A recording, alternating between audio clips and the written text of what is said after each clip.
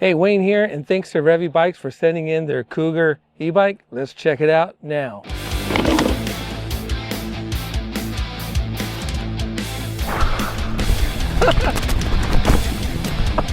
Oh, I knew it was going to happen eventually. Revibikes has no input other than to answer some questions I might have during the making of this review. And also, if you're interested in seeing the installation or the assembly of this bike, stick around to the end. I've got a small section there on how I put it together. There are two versions of this bike. The Cougar comes in a standard, which is the one I'm riding, and a Pro version.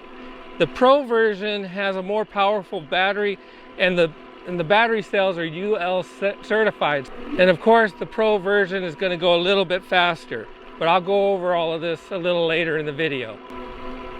The Cougar can be changed from 1 to 5 riding modes. So that means you can change the class from a class 1 all the way up to a class 5. The only legal ones that I know of are class 1 through 3, and that's going to be determined by the city ordinance that you live in. So you're going to want to check that out, but I'm only going to go through 1 through 3 on this video. So by default, the Cougar is set to a class 3 e-bike. Class 1 is when you can pedal up to 20 miles per hour and the throttle doesn't work. Class 2 is when you can throttle or pedal and reach a high speed of 20 miles per hour. And Class 3 is where you can throttle up to 20 miles per hour, but if you take your hand off the throttle and continue pedaling, you'll get up to 28 miles per hour. A quick note, when you're getting started on your bike and you want to take off and you want to power it up, right out of the box, there's a connection under the seat here that you have to connect so that you get battery power. I'm going to put a quick video up on how to do that. So the first thing you're going to want to do so you can ride your bike is you're going to want to connect this cable. Now, it's going to be a little hard to show you how to connect it because my hands are going to be in the way, but basically you can see there's 2 pins here, and this part at the top kind of goes inward, like almost like an arrow, and the other side does the same. So line those up together. Let's see if I can do this while on camera.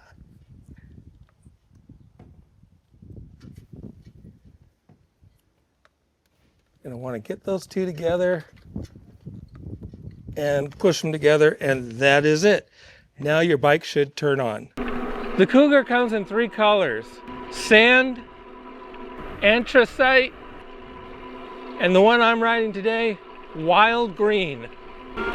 For security, the bike comes with NFC cards, so you get 2 when you get the bike. By default, it's not enabled, so I'm going to put a video up that shows different things that you can do with the display and the controller to set it up for the NFC cards, your modes, and all that kind of good stuff. So let's take a look at those quick videos right now. Okay, I want to go over the display real quick, but I thought I'd mention that this controller here has a USB underneath right here, and I don't know if that port is for maybe some kind of firmware update, or if it's just for charging an accessory like maybe your phone or a light, but I just wanted to mention that was there. I'm trying to find out what it's for. If I find out, I'll add something to let you know what that's for. For the display, it's labeled as a full color display. There are colors, not a lot, but it will show you things like your battery level, your class level, the trip. If you tap the M button, you can go between odometer and trip. And let's see what else. You got your pedal assist levels and your mile per hour right there. To toggle between the odometer and trip, just tap the M button.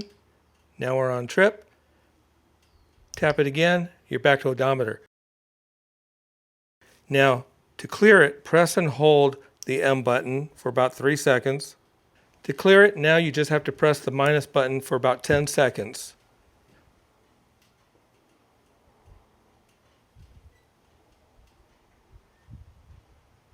There it goes, all clear. And then press your M button again, hold it, and you're back on the main screen. And if you toggle with the M button, the trip is now set to 0. Okay, when you first get your bike and you turn it on, it's just going to turn on, no problem. It's not going to ask for your NFC card or anything. Nothing's going to happen. Now, if you want to use your NFC card, what you're going to want to do is hold down this button, the M button. Keep holding it, and then it'll switch to settings. Tap it, and keep tapping it till you get to set B. There's A, and there's B, and it shows off. To turn that on, you're going to press the plus button, and it's on. Tap the M button again, and now you're at set C to register your card. So I have 2. It will hold up to 4, I believe. So all you have to do right now, though, is go ahead and pass one over. And the first card is set. Press or tap your power button. And now it's ready for the second card to be installed or registered. Do the same thing. Now both cards are registered. So now all you have to do is press the M button again to get out of it, and then press and hold the M button, and it will take you back to the main screen. Now, if you turn the bike off and then turn it back on, you'll be greeted with a countdown. You have 58, 59, well, basically you have a minute to pass a card over to unlock the bike. Otherwise, the bike is sort of useless. So that is how you activate the NFC card reader and register cards. Now, if you want to remove a card, go back in, press and hold the M button, tap it till you get to set B, and now press the plus or minus button, I believe. Either one should work. It says off. Now, it's important that you finish this and go to set C, and then to remove the cards, just press and hold your minus button this time. Tap the power button. Now you're on card number 2. Press and hold, and your cards are now removed. So now all you do is tap your M button, press and hold it, and you're back to the main screen.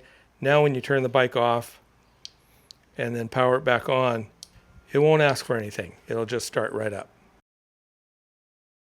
Okay, to change your class of bike, which by default it is set to class 3, is press and hold the M button,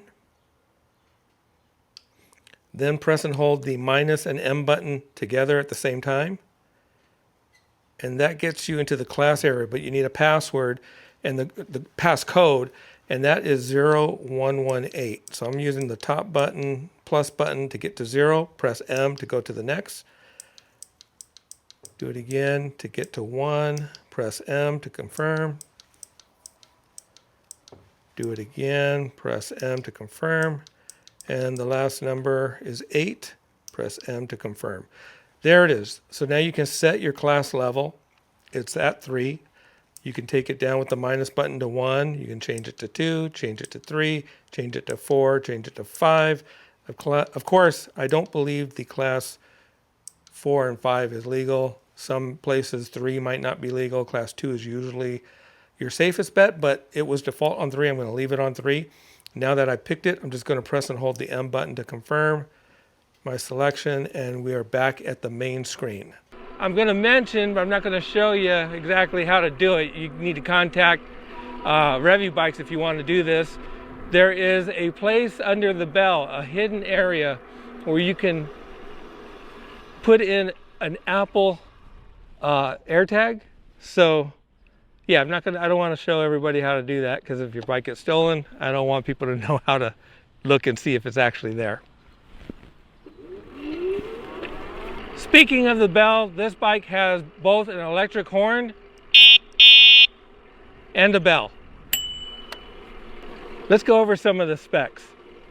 The Cougar comes with a 750 watt motor, 52 volts, and 80 Newton meters of torque, which is a lot of torque. It's not the most I've ever ridden, but it's a good amount. This is going to help you up hills and little small mountain areas. So not too bad. It's going to be a good bike for pretty much anywhere you need to go. So I'm going to do a quick speed test. Initially, I'm going to go right off the throttle, full throttle, and it doesn't matter if you're in mode 1, 2, 3, 4, or 5. on the pedal assist levels, you're going to get up to that 20 miles per hour. And this bike, I think, does it pretty quick. So I'm going to do that, and then I'm going to continue to ride, take my hand off the throttle, and I'm going to continue to pedal. And it should get us up to 28 miles per hour since I am going to use pedal assist 5. So let's check that out. So let's throttle off, and it takes off really quick. So make sure you got both hands on when you're doing this. And I just hit 20 miles per hour. So now I'm going to pedal, took my hand off the throttle, 26, 27, 28, 28.3. If you've checked out this bike on the Revibikes website, you've probably noticed that it says the top speed for this bike is 36 miles per hour, and the Pro version is 38 miles per hour. Now that has something to do with that class 4 and 5 that I don't really want to talk about, but I've mentioned it, so do with that what you will. I can confirm that this bike can get up to 36 miles an hour. Well, I should probably be wearing some goggles. The high speed of this bike, I'm getting stuff in my eyes.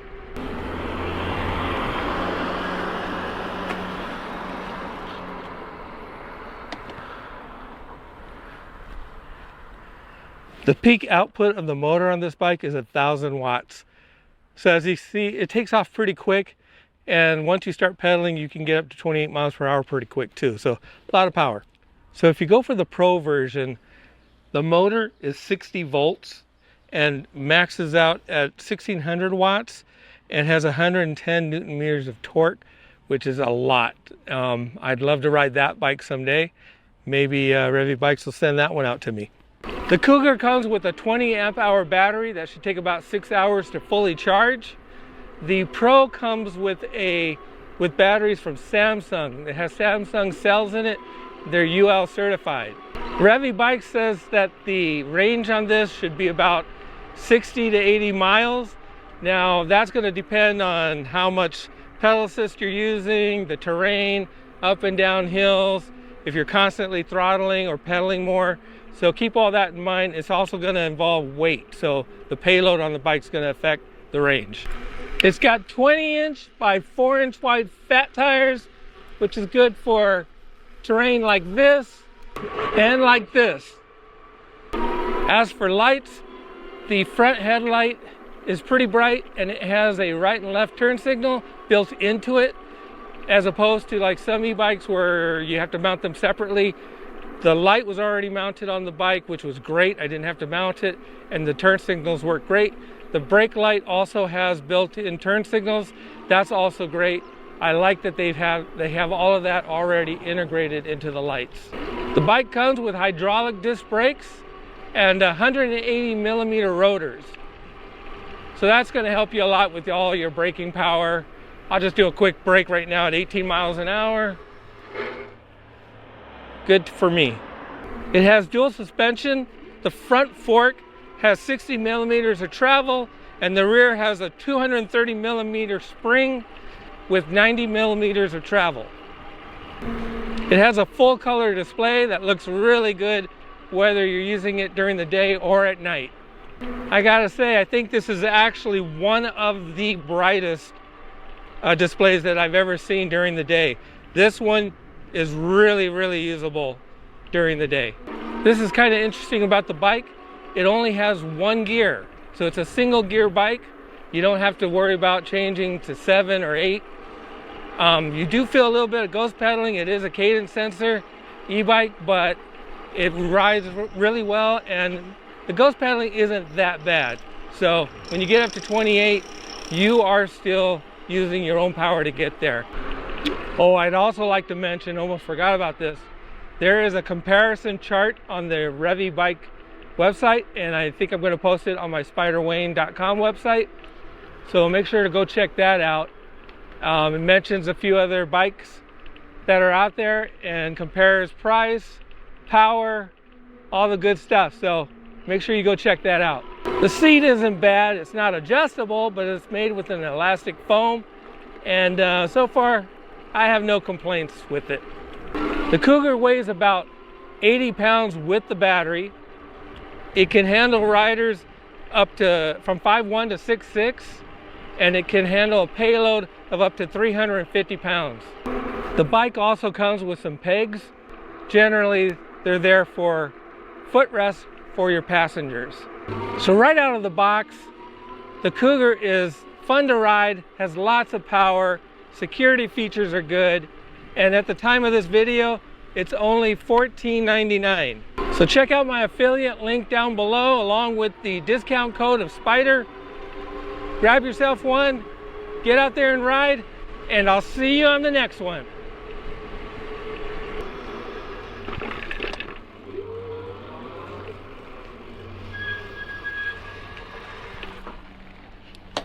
Whew, all right.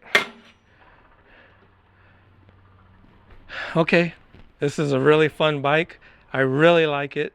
It handles really well. It's cadence sensor. I usually like torque sensor better, but this is a really good bike. I really like the way it rides, the way it feels. I don't know, I can't say anything bad about it. It's a really nice bike. 2 thumbs up. So you get a power charger with the bike, you get a toolkit, a cable lock, you get a pump, you get a phone holder, and your user manual. Something I don't usually see that comes with bikes is sunglasses. They give you a pair of sunglasses, and something I've asked for and have never gotten before is a little bottle of touch-up paint. So that is really cool. You get all of that when you buy a Revibike Cougar. Okay, this is the Cougar by Revibikes. It is supposed to be wild green. We're going to get it out of the box, get it all put together. Okay, so first thing we're going to do is install the handlebar. We're going to remove these 4 screws right here, and then remove this plate. Take your handlebar. You might have to twist it around to get it just right, but get it to where it needs to be. And put the plate back on over and start putting those screws back in. Okay, so how I like to do this is I like to just kind of make sure that screws in there the right way. You don't want to strip anything. Then go across diagonally to the other one and bring that down. Again, just a little bit. Then go across and then back up. Now, before you tighten it too much, go ahead and bring that handlebar up to a good spot.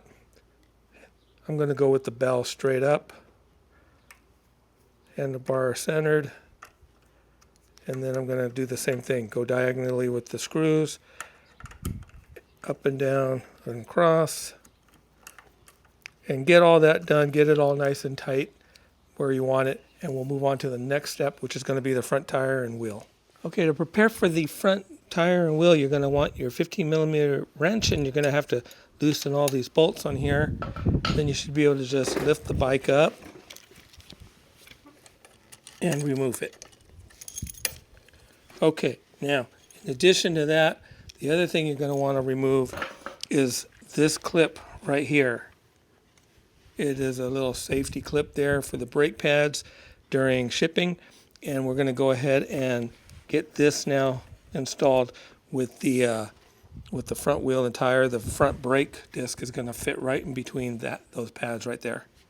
So I didn't have any help to raise the bike and keep everything in place. So what I did was I used a stand since I'm working by myself, and I lifted the bike up to a point where these front parts here on the fork would fit over the stud that's going through the wheel, and tighten those down. I still need to tighten them down a little bit more with my 15mm wrench, and you could probably see it back there, but the brake pads have the rotor, the brake rotor going in it, so in between the pads there, so make sure you get that nice and straight so you don't damage anything, and tighten it all down.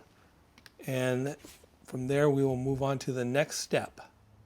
To install the front fender, it's a little guy here. You're gonna remove the screw right here off the front fork. Don't lose the washer.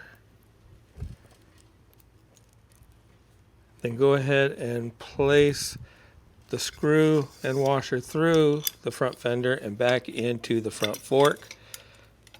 Tighten it up, line it up, tighten it up, and the front fender is done. Okay, after installing the front fender, there is another what Revibikes calls a fender. It looks a little more like a splash guard to me, but what you're going to do is simply remove these two screws, which I've already started to speed things up in the video, and then you're going to take this fender, splash guard, whatever you want to call it, put a screw through and put it back in to mount it onto the bike. Do the same with the bottom, and then take a wrench and tighten it all up, and the front or mid fender, splash guard, wherever you want to call it, will be done. When installing the front fender, make sure that the short side is on top. This is plastic, so make sure that you don't over tighten, and this is what it looks like when it's done. The bike comes with these two footrests. You're going to simply remove these two screws from each side of the bike. Place the screws back through the footrest and back into the bike. Repeat on both sides and your footrest will be done. So this is what it'll look like when it's done, and you can see that you can lift them and leave them there or leave them down if you have a passenger that needs to use a footrest. So we have a right and we have a left pedal. The left pedal goes on counterclockwise while the right side goes on clockwise. So, and then you can use you can get it started and then use your 15mm wrench to go ahead and finish it up. So do this on both sides, but don't forget the left side goes on counterclockwise, and tighten those up and the pedals will be done. The display is already pre-installed on the handlebar when you put it on, but it's loose. So what I would do is put it about where you think you're going to want it. You could double check while you're riding and then straighten it out again later if you need to. But go ahead and put it where you think it belongs. Do not over tighten. This is plastic, and if you break it, you're going to have to replace this whole piece. So don't go too tight. Don't overly tighten anything plastic. Just get it to where it's tight. You could still move it, but that it won't flop around while you're riding. So just tight enough to hold it down. So the first thing you're going to want to do so you can ride your bike is you're going to want to connect this cable. Now, it's going to be a little hard to show you how to connect it because my hands are going to be in the way. But basically, you can see there's two pins here, and this part at the top kind of goes inward, like almost like an arrow, and the other side does the same. So line those up together. Let's see if I can do this while on camera.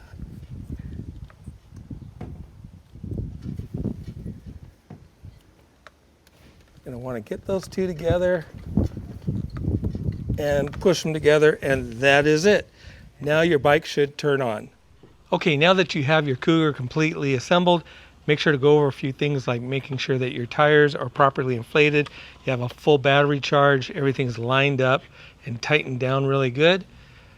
I have affiliate links down below. Check those out and grab yourself one, get out there and ride, and I'll see you on the next one.